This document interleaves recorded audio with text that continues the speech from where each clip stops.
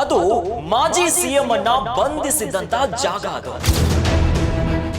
ಇನ್ನು ಸ್ವಾಮೀಜಿಗಳಿಗೆ ನರಕ ದರ್ಶನ ಮಾಡಿರುವ ಅಗ್ರಹಾರ, ಖ್ಯಾತ ನಟರಿಗೂ ವನವಾಸವನ್ನ ತೋರಿಸಿಕೊಟ್ಟಂತ ಜಾಗ ಅದು. ಗ್ಯಾರಂಟಿ ಗ್ಯಾರಂಟಿ ಗ್ಯಾರಂಟಿ, ಇದು ಗ್ಯಾರಂಟಿ ನ್ಯೂಸ್, ಸುದ್ದಿ ಖಚಿತ, ನ್ಯಾಯ ನಿಶ್ಚಿತ. ನಮಸ್ತೆ ವೀಕ್ಷಕರೇ, ನಾನು ಅಖಿಲೇಶ್ ದಬ್ಬೆಕಟ್ಟೆ. ಅದು ಮಾಜಿ ಸಿಎಂ ಅನ್ನ ಬಂಧಿಸಿದಂತಹ ಜಾಗ ಅದು.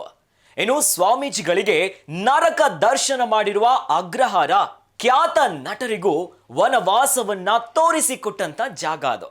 ಇನ್ನು ಮಾಜಿ ಸಂಸದರಿಗೂ ಕೂಡ ಸೆರೆವಾಸದ ಜೀವನವನ್ನ ದರ್ಶನ ಮಾಡಿದಂತಹ ಜಾಗ. ಇದನ್ನ ಪುರಾಣಗಳ ಪ್ರಕಾರ ಶ್ರೀ ಕೃಷ್ಣನ ಜನ್ಮಸ್ಥಳ.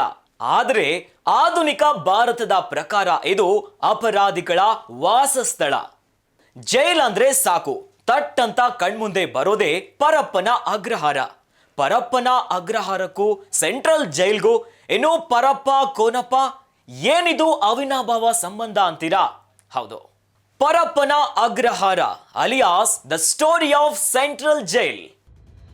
ಪರಪ್ಪನ ಅಗ್ರಹಾರ ಜೇಬುಗಳ್ಳರಿಂದ ಹಿಡಿದು ಮಹಾಪಾತಕಿಗಳನ್ನ ಕಂಡಿರುವ ಪರಪ್ಪನ ಅಗ್ರಹಾರ 1997ರಲ್ಲಿ ಮೊದಲ ಬಾರಿ ಕರ್ನಾಟಕದ ಅತಿ ದೊಡ್ಡ ಜೈಲಾಗಿ ಈ ಕಾರಾಗೃಹವನ್ನ ಸ್ಥಾಪಿಸಲಾಯಿತು. 2000 ಇಸ್ವಿಯಲ್ಲಿ ಇದನ್ನ ಕೇಂದ್ರ ಕಾರಾಗೃಹವಾಗಿ ಮಾರ್ಪಟ್ಟಿತ್ತು. ಈ ಹಿಂದೆ ಬೆಂಗಳೂರಿನಲ್ಲಿದ್ದ ಕೇಂದ್ರ ಕಾರಾಗೃಹ ಎಂದು ಫ್ರೀಡಂ ಪಾರ್ಕ್ ಆಗಿ ಬದಲಾಗಿದೆ. ಸುಮಾರು 5,000 ಕೈದಿಗಳನ್ನ ತನ್ನೊಡಲಲ್ಲಿ ಇಟ್ಟುಕೊಂಡಿರುವ ಬೆಂಗಳೂರಿನ ಈ ಕೇಂದ್ರ ಕಾರಾಗೃಹಕ್ಕೆ ಪರಪ್ಪನ ಅಗ್ರಹಾರ ಎಂದು ಕರೆಯುವುದು ಯಾಕೆ? ಏನಿದರ ಇತಿಹಾಸ ಅಂತೀರಾ? ಹೌದು, ಐತಿಹಾಸಿಕ ಪುಟಗಳನ್ನ ತೆರೆಯುತ್ತಾ ಹೋದ್ರೆ ರೋಚಕ ಮಾಹಿತಿ ತಿಳಿಯುತ್ತದೆ. ಈ ಜಾಗದಲ್ಲಿ ಪರಪ್ಪ ಹಾಗೂ ಕೋನಪ್ಪ ಎಂಬ ವ್ಯಕ್ತಿಗಳು ವಾಸವಾಗಿದ್ರಂತೆ.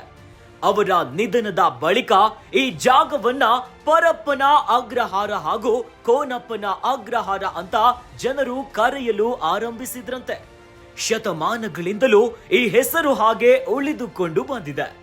ಶತಮಾನಗಳಿಂದ ಉಳಿದುಕೊಂಡು ಬಂದಿರುವ ಈ ಹೆಸರು ಎಂದಿಗೂ ಜನರ ನಾಲಿಗೆಯಲ್ಲಿ ಉಳಿದುಕೊಂಡಿದೆ.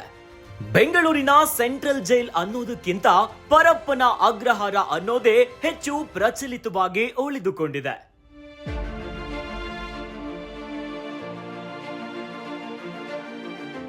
ನೋಡಿದ್ರಲ್ಲ ವೀಕ್ಷಕರೇ, ಸೆಂಟ್ರಲ್ ಜೈಲಿಗೂ ಪರಪ್ಪನ ಅಗ್ರಹಾರಕ್ಕೂ ಏನಿ ಅವಿನಾಭಾವ ಸಂಬಂಧ ಅಂತ ತಿಳಿತಲ್ಲ. ಕೆಲವು ಸ್ಥಳಗಳೇ ಹಾಗೆ ಆಧುನಿಕವಾಗಿ ಅದರ ಹೆಸರುಗಳು ಬದಲಾವಣೆ ಆದ್ರೂ ಕೂಡ ಅದರ ಮೊದಲಿನಿಂದ ಬಂದಂತ ಹೆಸರುಗಳೇ ಜನರ ಬಾಯಲ್ಲಿ ಚಾಲ್ತಿಯಲ್ಲಿರುತ್ತೆ. ಇನ್ನಷ್ಟು ವಿಡಿಯೋಸ್ ಹಾಗೂ ಸುದ್ದಿಗಳಿಗಾಗಿ ನೋಡ್ತಾ ಇರಿ ಗ್ಯಾರಂಟಿ ನ್ಯೂಸ್. ಗ್ಯಾರಂಟಿ ನ್ಯೂಸ್, ಸುದ್ದಿ ಖಚಿತ, ನ್ಯಾಯ ನಿಶ್ಚಿತ.